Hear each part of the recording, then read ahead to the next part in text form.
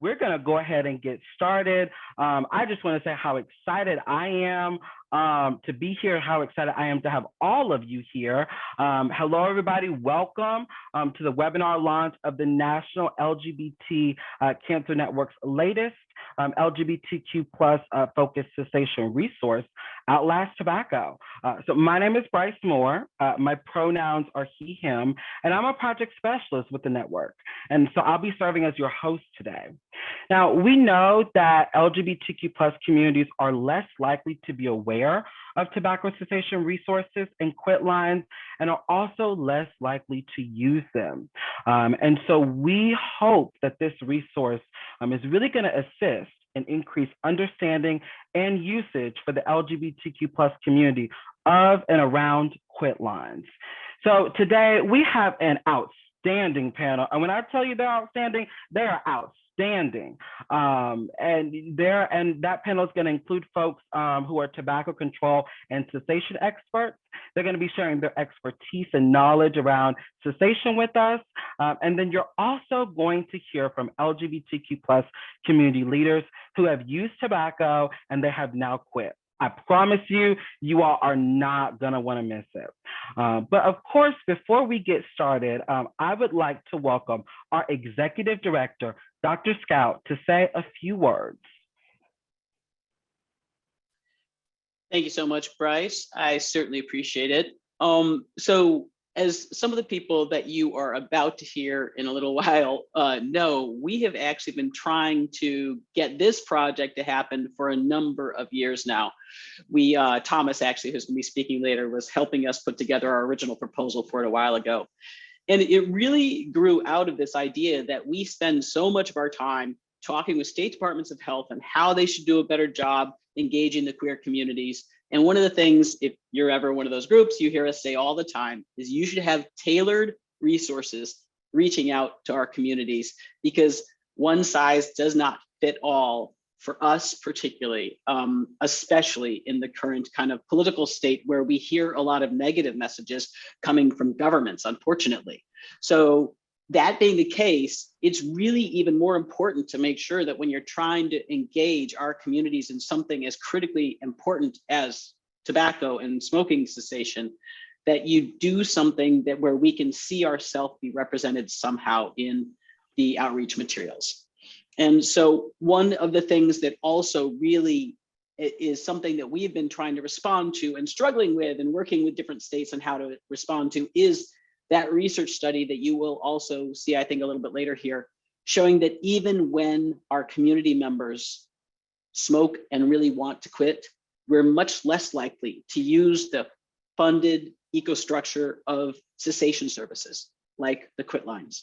And considering that that's the case, which was it was a pretty understandable piece of data for us, because we have a history of mistrust in different types of services. We have a history of bad treatment. We have a history of not having a safe place to disclose the fact that we're queer. And when we're talking about tobacco cessation, that's pretty critical, because you can't talk about big stressors in your life, big triggers, things like that, while also trying to hide a huge portion of your life. So we know that we have that kind of disproportionate impact. And we know that we are, working with all these places saying you should have some tailored outreach with us for any kind of service. So you put that together, and several years ago, we came up with the idea of what if we think about creating something that maybe all the different cessation providers out there could springboard off of, so that you don't have to create 50 or 100 different types of tailored outreach, but there's something that we could do to try and help encourage people who are wanting to quit, thinking about quitting to actually then move towards the funded cessation services so they can do it with the best possible evidence base. And that really is the need and kind of the brainstorming that went into the idea of us creating this particular webpage. And if there's one thing that I want to make really important to everybody out there, is we did not create this with the intention of us just promoting it to any kind of group interested in cessation. We created it with the intention of cessation providers using it as something they could have as a tool in their toolbox to make sure that when they were trying to outreach to the full population that they're serving, that the queers in that population would also respond positively and hopefully get over some of our hurdles around the idea of using these traditional cessation services. So this really is something that we've created for you. And I hope that you'll see that and appreciate what it is that we've put a lot of effort into. Just two other things I want to say. The first is great thank you to our funder, GlaxoSmithKline. And we really appreciate you giving us the resources to make this dream finally a reality. And as well, also, deep bow of thanks to Bryce Moore, who introduced us, and you'll see again right now, because Bryce, you did an excellent job in running this project and pulling it all together. And with that, back over to you. Absolutely. Thank you so much, Dr. Scout. So of course, now you have heard why, we wanted to create this resource and how we hope that you all will be able to use this research to really, assist you in your work in reaching LGBTQ plus communities around tobacco cessation. And so in a few minutes, you'll actually hear from LGBTQ plus community leaders who've quit tobacco and now advocate for others to do the same. And you'll also hear from tobacco control and cessation professionals. They share their personal and professional experiences with tobacco and cessation and the need for interventions like Outlast Tobacco in helping LGBTQ plus people quit tobacco for good. Now, before we dive into what is going to be an exciting and incredible panel, we wanted to just take a few minutes for you to get to know all of our amazing panelists. So right now, I'm going to invite Dr. Thomas to come on video. And we're now going to go ahead and kick things off with our first panelist, who's going to provide us with an introduction. Dr. Thomas Elioa is an assistant professor and also a clinical director of the Health Initiatives programs at National Jewish Health. He's a licensed social worker with years of healthcare practice and research experience and expertise working with individuals who use tobacco and other substances. Dr. Thomas focuses his work with people who have health disparities or who have social disadvantage. Nationally, he collaborates with researchers, clinicians, and state health departments to build strong connections between health systems and the tobacco cessation programs of National Jewish Health. He's a thought leader in the area of youth vaping cessation and led the development of the My Life, My Quit program, which is the first program to offer a comprehensive Quitline, including text, online, and phone coaching, designed to help youth stop vaping and using other tobacco products. Welcome, Dr. Thomas. We're so honored to have you. Thanks so much, Bryce, and thank you to the LGBT Cancer Network for inviting me to be part of the panel today. It's truly an honor to be here, and I'm so looking forward to hearing from the other panelists as well. So as you heard, I'm Thomas Elioa. My pronouns are he, him, his. And again, as you heard, I serve as the clinical director for Health Initiatives programs at National Jewish Health, and where I oversee our Quitline programs for commercial tobacco cessation. So National Jewish Health operates 20 state Quitlines around the country and separately offer our My Life, My Quit tailored youth cessation program in 3 other states. And National Jewish Health Quitline programs have long been attuned to the needs of LGBTQ community members. In fact, some of the questions that are used to assess sexual orientation and gender identity for Quitline programs that are part of the North American Quitline Consortium's minimal data set for intake questions are actually field tested and refined through our programs. And Dr. Scout was a big part of that with my predecessor, clinical director, Dr. Amy Lukowski. In addition, we've been delivering several continuing education trainings to our staff about commercial tobacco and the community. Dr. Scout, I think, has done a couple of them. We've had community advocates from both here in Colorado, as well as the trans victims advocate from Equality Michigan was out to do a training just before the pandemic. We really believe, and we think our data supports our belief, that our Quitline is really the right resource for LGBTQ plus people who are seeking support with quitting. About 6 to 8% of our Quitline participants identify as LGBTQ plus, sort of depending on the state that we're serving. And we know that this is a group that has unique challenges and concerns with quitting. And so we very much appreciate how this new resource is really going to further help connect the community to free resources like the Quitline. Thank you so much for that that fantastic introduction. Dr. Thomas, we're so thankful to have you here. We're so thankful for all of the fantastic work that you and all the folks at National Jewish Health are doing. And so I now want to invite our next panelist, Gloria, to turn on her camera and give us an introduction. And I'll introduce her as well. Gloria Solis is an independent consultant on tobacco treatment, education, and policy who has done work in tobacco control for over 30 years. Gloria co-founded the Coalition of Lavender Americans on Smoking or Health, also known as CLASH, a nonprofit that continues to address tobacco in the LGBTQ+ community. Gloria also co-founded and facilitated The Last Drag, which is an award-winning stop smoking program that successfully served the LGBTQ+ community in San Francisco for 27 years. Gloria is someone that I've always looked up to for a while. And so I'm so thankful that she is here now. So I'll turn it over to her to give us a quick introduction. Thank you, Bryce. And thank you to the National LGBT Cancer Network. Hi, Dr. Scout. Long time no see. And glad to be here. I don't know what else to say. I think except that this is really exciting that Outlast Tobacco is being shared today for the first time. And I think it's really exciting. So yes, I continue to do work both locally and statewide. I'm on a cessation workshop for the California Tobacco Control Program, and I also am a technical assistant trainer for a loop program for programs here that are in California that are funded. And CLASH still is, the Coalition of Lavender Americans on Smoking and Health is still active.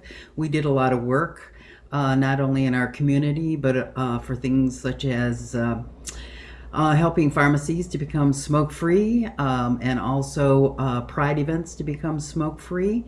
And while the Last Drag is no longer offering classes, we are among good company with the American Lung Association, American Cancer Society, Kaiser, who also no longer offer. So California is down to less than 10% of people who continue to smoke. But that still means that we have 3.4 million people who still smoke, so there's a lot of work to do. And so this is this is a great opportunity to help our community while we're seeking to end tobacco, and this is certainly part of the end game. So I look forward to sharing some of my insight with you and finding out what's going on for other people across the country with helping people quitting smoking in our community. Thank you. Absolutely. Thank you so much, Gloria, for that great introduction. And also for all of the incredible work that you have done in tobacco control, especially within the LGBTQ+ community. We're really excited to dig in just a little bit more, during the panel in a few minutes. And so I'm going to invite our next panelist, Josh, to turn on his camera. Josh Johnson is a father, husband, and advocate for tobacco prevention and cessation. Josh used to smoke nearly 2 packs of cigarettes per day and eventually started vaping. He turned to the Quitline to help him kick this habit for good. And he has now been tobacco and nicotine free for 2 years and now advocates for others to be tobacco and nicotine free as well. Josh's story is so inspiring, but it's so much better coming from him. So I'm going to pass the mic to Josh so he can share a little bit about his story.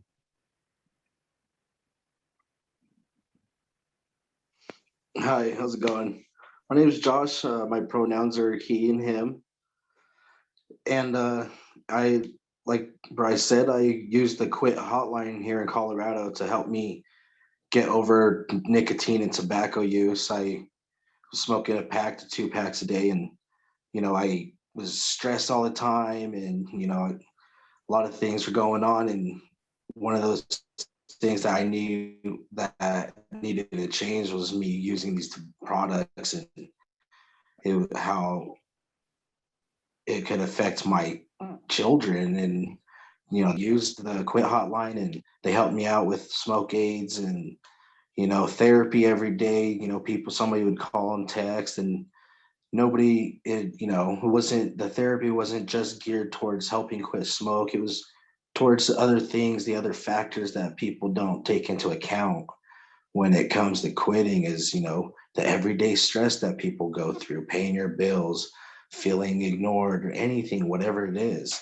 And the Quitline really helped me get a lot of that out, and see that by releasing a lot of that stress, quitting smoking was a more feasible goal. And so the more I did it, I followed the steps, and I, used the patches and things like that, and it helped me feel better about myself. And I started noticing me making better changes in my life that are making healthier. And I started noticing my children were, I was playing my children more, and they were wanting to be around me more than just telling me I stink or anything like cigarette smoke anymore. So it was a very good thing. And when I found out how little people use those kinds of things, especially in the community, it kind of blew my mind. So I definitely encourage a lot of people to, use these, things like outreach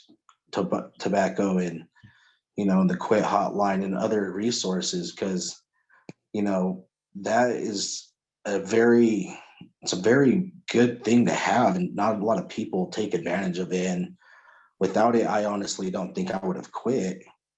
So I definitely think that, this is a great program, and it'll be definitely a good help for a lot of people.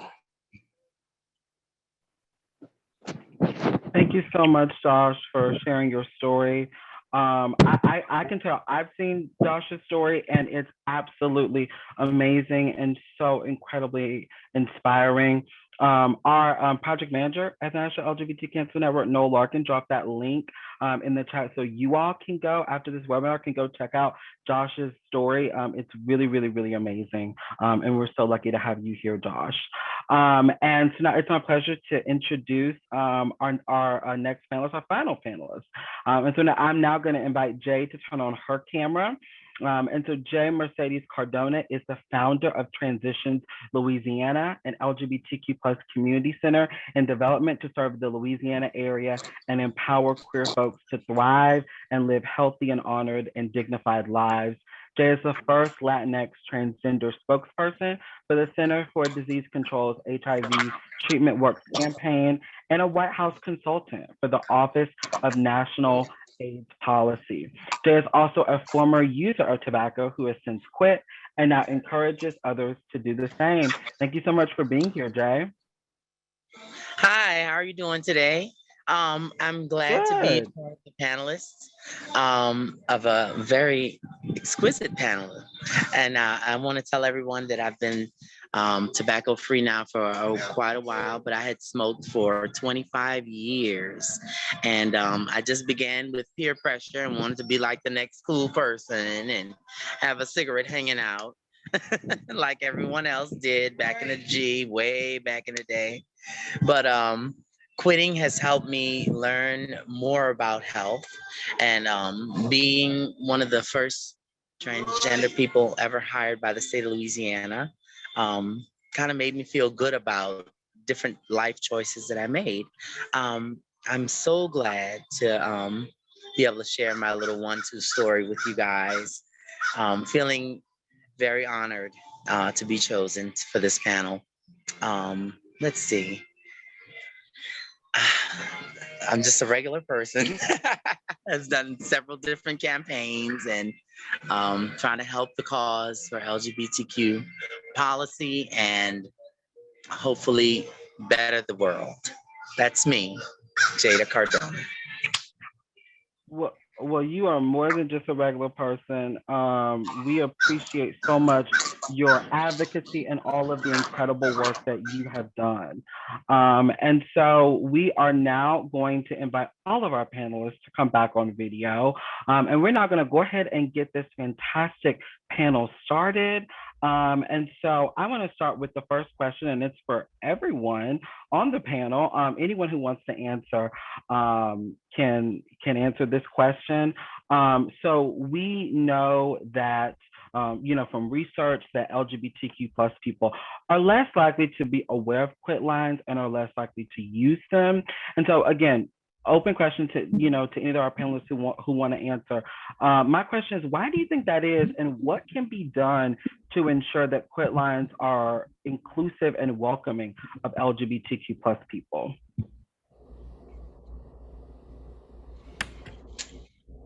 Well, I think one of the things that has been done is namely, specifically, have the name LGBTQ, the program itself, just in its name. It surely does help one feel more comfortable and enough to call in, address, and things like that. And that's a really good point. Really having those, like, Dr. Scott was talking about earlier, really having those specific tailored resources to our community is so important. We want to see ourselves represented. We want to know that the resource that we're going to use is going to be safe and is going to be welcome. And that's an excellent answer. I'm going to pass on over to Gloria to get her thoughts. So, I think we all want to be able to receive health services that are treating us with respect and that we know we're going to get good services. I think that probably, I think that California had the first Quitline, and it took Clash a number of years to convince the Quitline to actually collect data on our community. So I think that it's really important to collect data on gender identity and sexual orientation or preferences. And I think the point here, as Jada has said, is that if the Quitline brings up questions about sexual identity and gender identity and sexual orientation, it means that they've opened the door and they've made it comfortable for people to be able to be honest with them and to seek the services that they need. It also provides information for providers so that we can also advocate for our community. So if our community isn't using the Quitline, that means that, hey, we need to do something about that. Or if they are, then I think there's a couple of things that need to be in place. And one of them is to have LGBTQ plus people who are on staff for these Quitlines, and that all of the staff at the Quitlines, including the administrators, especially the administrators, need to have sensitivity training. I hope I get the language right here, but you understand what I'm talking about. And that training actually needs to come from members of our community. Because we know what some of the issues are for our community. So I think those are some of the things that are really important. And I hope that people will take this because it's really, it is important to have Quitlines that will provide good services to our community. I have to say that here in California, there is actually a law that says anytime that there's a survey taken, and the survey is done by a funded program by the state, that they actually have to take they also have to include questions about sexual orientation and gender identity. So that's an important backup for us. Thank you. You hit on so many great points, Gloria. Especially love that last point. It's something that at the National LGBT Cancer Network, we talk a lot about. Collect our data. we need folks to be collecting that data, that SOGI data, that sexual orientation, gender identity data. We need to best know how to market resources to our community, and the best way that we can do that is by collecting that data. And so that is absolutely great. I also loved another point that you made about the importance of really making sure that folks who are leading Quitline resources, who are the folks, whenever you call in, who are going to be on the other end, making sure that they're trained, making sure that they're having cultural humility training, making sure they have cultural competency training, and especially making sure that the folks who are doing that training come from the LGBTQ plus community is so important. So thank you so much for that point. Gloria, any other panelists want to hop in on this question before we move to the next one? Dr. Thomas, absolutely. Bryce, thanks for the opportunity. There's always fear and mistrust about how you'll be treated by a healthcare service when you've either experienced discrimination or seen other people experience mistreatment. And so some of the things that we've done to try and portray the Quitline as inclusive as possible is by making sure that we have a page on our websites about LGBT, tobacco and the LGBT community, making sure that educational materials are reflective of the experience of people who are part of the community. But it's also, and I like what Gloria was saying here, is that it's not just in training people to ask the questions or to understand this information, but it comes through in just the tone of how we ask those questions and how we affirm identity when somebody does disclose a sexual orientation or gender identity that is not a mainstream identity. And it really helps to present the program as that welcoming space that's going to be free from judgment. Absolutely, absolutely. Really great point. Josh? I agree with the people doing the training and stuff being part of the community as well. Because like Dr. Thomas said, my first hesitation is being new to the community just these past couple years. I've always heard about how people get treated for being in the community. And that was one of the things I was worried about. And luckily I experienced no prejudice whatsoever. And that was a very welcoming thing for me that made me keep using the program and stay up on it. And it was a very supportive resource that I had never experienced before. And I feel like there's a lot of people that don't get that kind of support, and all the struggles with it, and especially with tobacco being really that's a hard habit to kick. And so without the right support, a lot of people give up right away and they're like, oh, I'm just going to go back to doing what I was doing. And you go nowhere and you're stuck in an endless cycle. And so with people, having, like you said, tailored therapies and stuff like that for people, and having people from within the community helping out, it'll make more people feel relaxed and more willing to keep using the program. And like the doctor said too, is on the website you have the page say right there LGBT plus community and all that, and people more likely will go to it and make it more welcoming. I feel like keeping it professional is good, but also making it more of hey, we are just everyday people, regardless of what we do as a job or what we do in other parts of our life. We're struggled just like you did. We're here to help you. That's something I always felt like would be a great help to others in this situation. Absolutely. And I love what you said there, Josh, about, about that tone, and really, that's another way of providing a welcoming tone for it not to feel stuffy, for it to feel like you're just talking to a real person. I think Gloria wanted to follow up, and then we'll move on to the next question. Right, just a couple of quick things. One is that I hope people in the LGBTQ plus community will really insist that they receive the services that they deserve.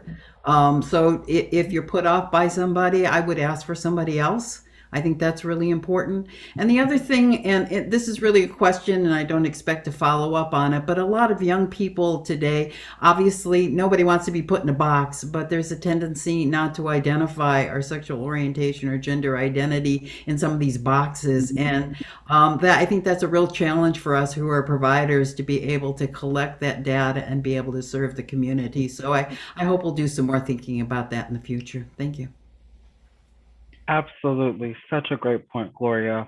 And we're now going to move to our next question. I really want to direct this next question, especially to Josh, Jay, and Dr. Thomas. I know all three of you have had experiences using tobacco and quitting tobacco. And so I just want to know quickly, what was the most helpful thing for you to really start on that quit journey? And you know, what support do you wish that you would have received while on that journey? I'm gonna pop over to Jay first. One of the things that I found that was getting on my nerves was smelling like a cigarette in an ashtray. And I had a lot of friends who didn't smoke, and not to mention my peers, my family, and everybody, and they were like, "Ugh, you stink." And well, that kind of made me notice that my clothes and my house, everything just started to stink, and that was one of the things that like kind of motivated me because I was always a kind of appearance kind of person, and yeah, that kind of helped me notice at first the little things, of course, other than the big things like stress and everything. But those are the little things that caught my attention at first, and then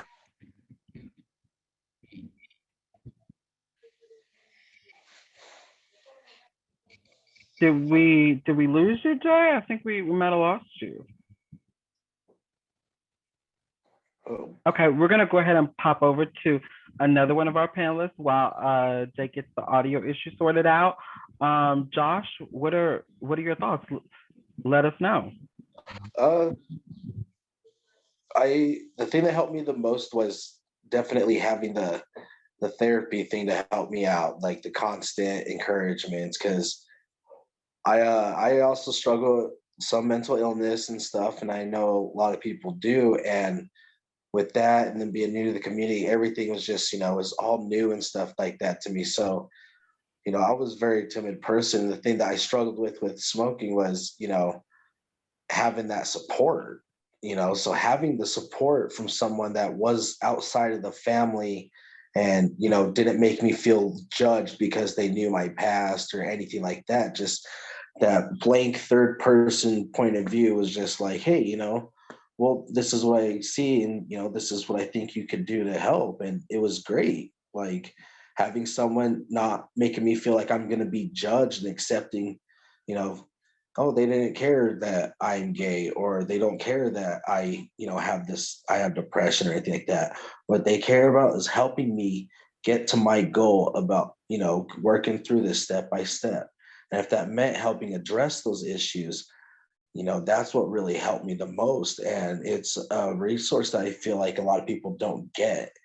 And a lot of people think it's, oh, just eat some gum, or get a patch or substitute this instead of, oh, I did this. Like, some people that helps, but people are different, every single one of us. So we all have to approach things from different points of view. And the Quit Hotline, each time I always got a different point of view from different people. And it helped me, give me insight that I didn't realize that, was there. And so it really made me feel like, I'm gonna try this. These people they're like, no, no, no. These things matter.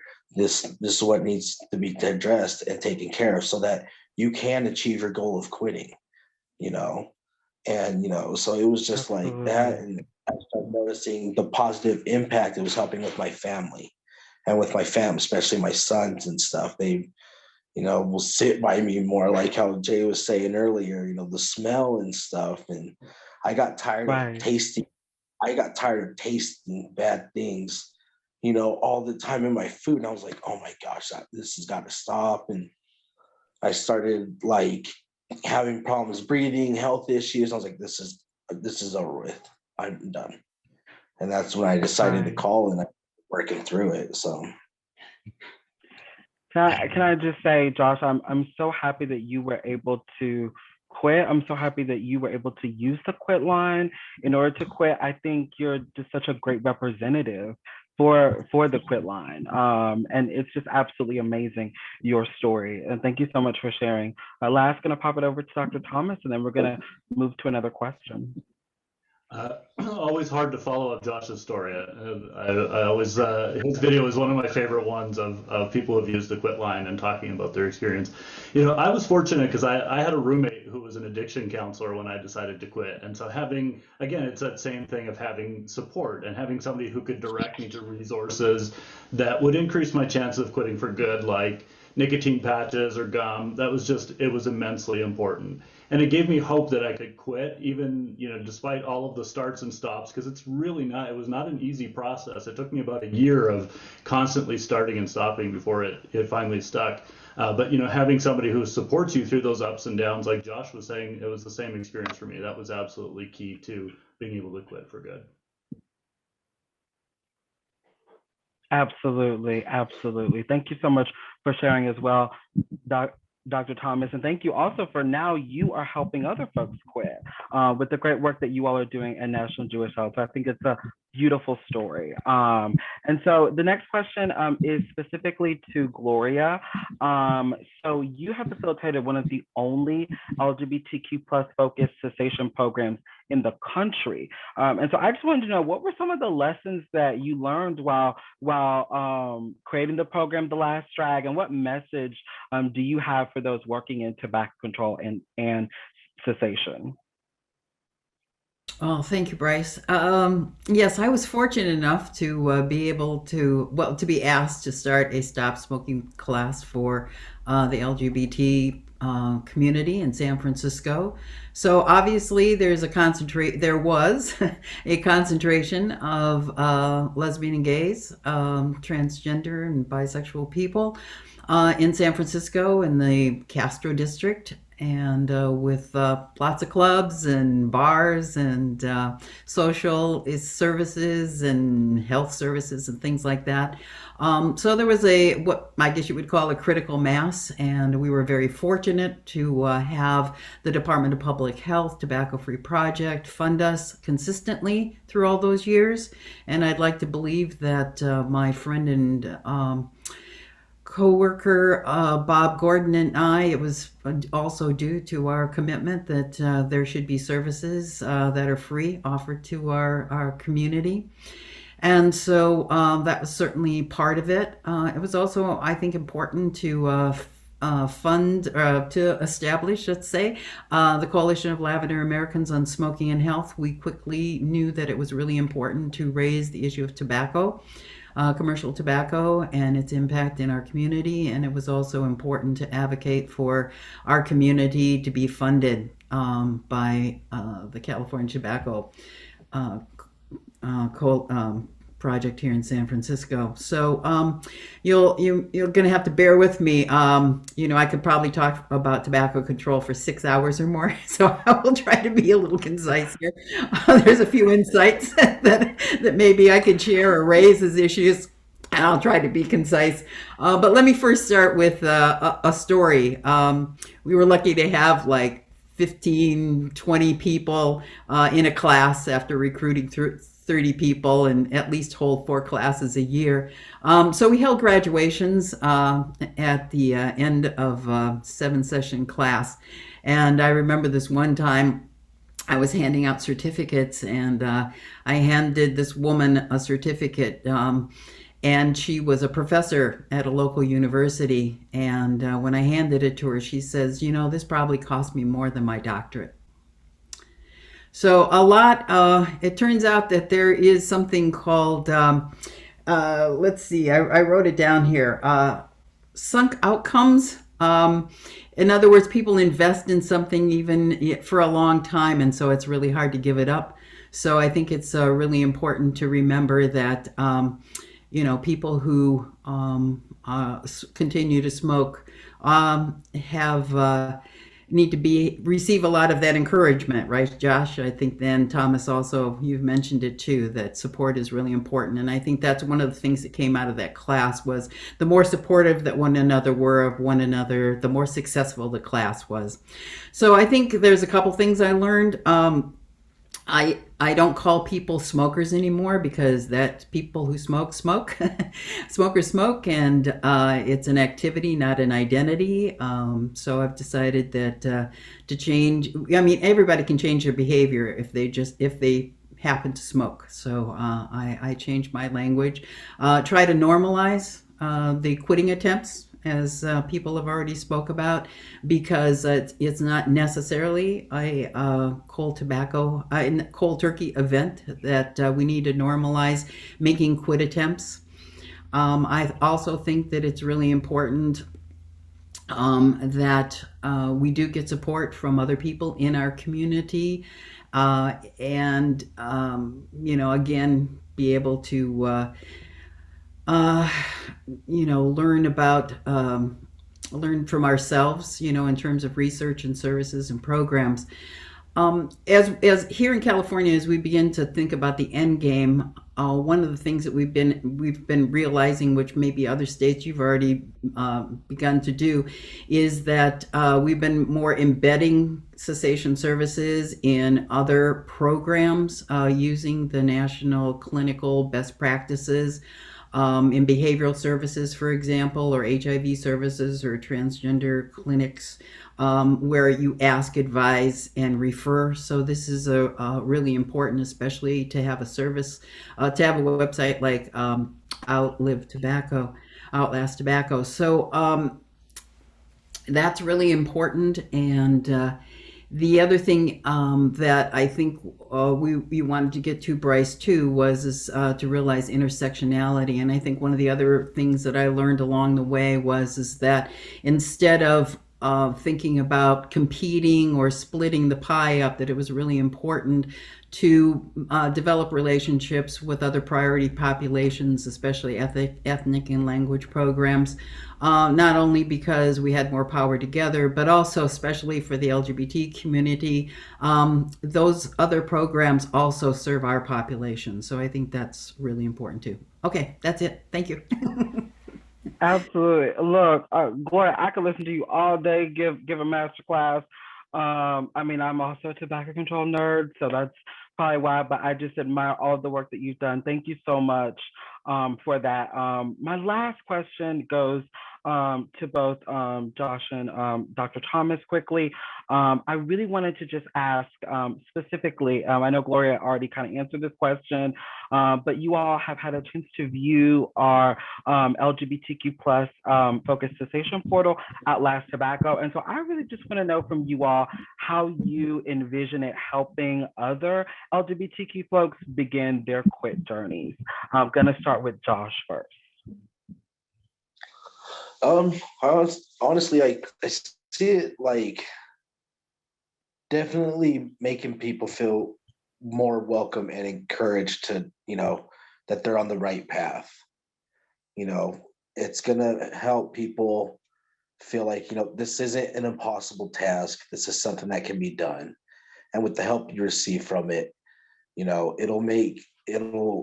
change a lot of people's lives for the better and stuff. I mean, since I've stopped taking the time out to have a cigarette, I am now guarding and starting community garden as soon as possible.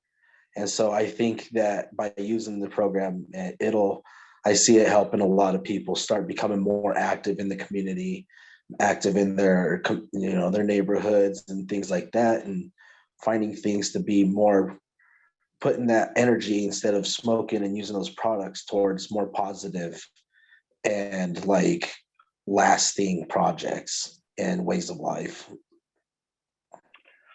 Well, that was just perfectly said, Josh. I mean, when you told me about that you were starting a community garden, I was like, oh my gosh, that is so amazing. And it just really represents, how, I mean, there's so much, and I mean, we hear there's so much from folks who have used tobacco that so much of their time and their energy is really monopolized by, using this substance. And now, hey, they can redirect that energy and that time into doing other things.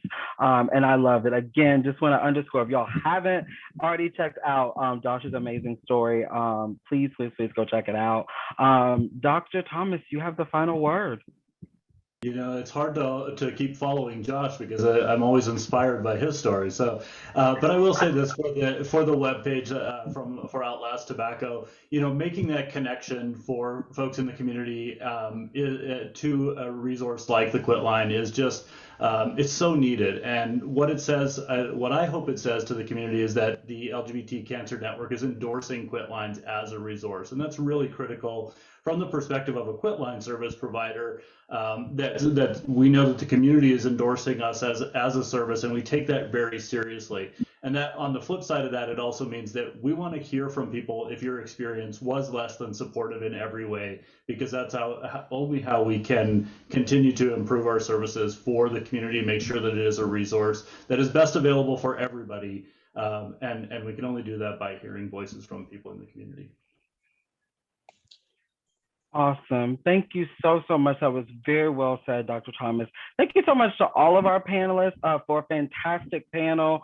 I mean, I already knew that it was going to be amazing, but you all showed up and showed out truly. As we say down here in the South, showed up, showed out. So thank you all so much for your advocacy, for all of the incredible work that you all are doing. We know that it's going to take a combination of policy changes and tobacco control experts and passionate advocacy, like much of the work that you all are doing to really see the first tobacco-free generation. So thank you all so much for your time and for being here today. Thank you. Also, I just wanted to say real quick that people should also remember to be patient with themselves. Patience. I love that. I love that. Thank you so much for that reminder, Josh. Thank you again to all of our panelists. And so you've gotten a chance to hear from all of our incredible panelists. They did an amazing job. And so without further ado, I'm so proud that we're now going to unveil Outlast Tobacco. And of course, here to walk us through the Outlast Tobacco site is my colleague and the person that I was so honored to be able to give the chance to work with on Outlast Tobacco. She's brilliant and amazing. So I'm going to pass the mic on over to Arya Kasberg. Thanks, Bryce. And welcome, everyone. My name is Arya Kasberg, and my pronouns are she, her. I'll be leading you through the different sections that we've incorporated into this website. We began by framing Outlast Tobacco with a positive, non-judgmental tone, really focusing on quitting as an act of self-love. Our goal was not to give any cessation methodology, but rather to provide LGBTQ+ folks with supportive motivation so that the Quitlines can then add that methodology. So how do we give folks that supportive motivation? We began first by providing folks with access to data. We at the National LGBT Cancer Network believe that our communities do not have higher smoking rates because we are bad people or because we are inherently bad at making decisions. Instead, our communities have to deal with pressures like discrimination and targeted marketing that other communities do not. We began here because it felt important to make sure that our community members knew that as well. Additionally, we use stories and quotes from LGBTQ+ community members like this video that I'm about to show to reiterate data with stories, but also more importantly, with lived experience. My name is Ebo, and I identify as a queer, transmasculine, non-binary person. Pride is actually a big marketing campaign for folks because we're all outside and having a great time. I've also experienced folks that have heavily discounted coupons that are specific to your tobacco products, which makes me believe that we are a targeted community of the tobacco industry. And as a Black individual, I remember that my family members would wait on the Newport vans that would come in our neighborhoods and give free tobacco products, which then became my source for tobacco products as a young person. What I really love about that video is not only does it show the lived experience of Evo, but also how our lived experiences are intersectional and showing how, you know, being queer and Black all has an impact on the targeted marketing that we receive, but also the discrimination that we face living through our lives. My name is Ebo. So now what? You know, it's easy after hearing these stories and seeing these stats to make you feel hopeless and a little fatalistic. Like there is a huge industry targeting us. What can we possibly do as one individual to quit this habit? We've refocused on healing. And not just the long-term impacts of healing, you know, years and decades down the line, but we actually started with very short-term benefits. What happens 20 minutes after you stop smoking? What happens an hour after you stop smoking? A few weeks, a few months. And because of that, we focused on this idea that our bodies are so powerful and amazing to be able to heal. And the goal here was that giving folks the motivation to quit in order to take care of their bodies, because it is that that quick response or quicker response, I think, than folks really realize. All right. According to the CDC, LGB smokers who want to quit are 5 times more likely than others never intend to call a smoking cessation quitline. A lot of this is due to the fear of discrimination. And it's not hard to imagine why, with all the anti-LGBTQ plus and especially anti-trans bills being passed across this country, especially in the last year or two, many of us are distrustful of local and federal government. This page is meant to be a warm handoff to the Quitline from a trusted LGBTQ plus org. Us, I think Dr. Thomas said it really well, of us trying to endorse the Quitline. Luckily, also the CDC made this a little easier for us by creating amazing videos that demonstrate what happens when an individual calls the Quitline. Another thing that we did that is really important here was we added a section where folks can tell us how their experience went, which adds an additional layer of accountability. We want to make sure that everyone who needs the Quitline is getting quality service. After we gave them an overview of the Quitline, we refocused on quotes and stories from LGBTQ plus community members who've successfully quit smoking. Having role models and tips from those folks was intended to be an uplifting way of showing folks that they can quit as well. And maybe one day that their quote might be on here in the future. Big Tobacco has crafted its narrative about our communities for decades. Now we're reclaiming our narrative and creating a better world where queer folks can live the long, healthy, and joyous lives we deserve. Here are our ideas of what that new world can look like. We deserve to live long and healthy lives. We have the power to create safe and healthy communities free of discrimination and tobacco. We deserve access to affordable health care and welcoming spaces. And lastly, we really wanted to focus on you. You are loved by us, and we are so happy you exist. And this reimagining will take all of us. So take a minute and close your eyes and help us reimagine what the queer future we can have. And hopefully one day we'll be able to open up that section so that the website becomes this beautiful place where LGBTQ community members can add in their ideas of what they would like to see in our collective future. Lastly, with the end of the way that we ended the page was once again recalling our values and directing folks to call the Quitline. We hope that you all take this resource and use it in your LGBTQ plus cessation work, share this with your stakeholders, and put it as a resource on your CDC Quitline portal page. And that's all that I have for you today. Thank you so much, Aria.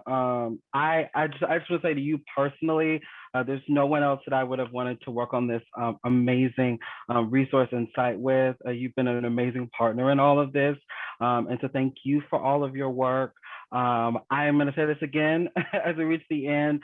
But I would also want to thank our amazing, amazing staff for all their help in getting this launched, for all their help in, really helping to market this resource, for all the support that they've provided to both Aria and I.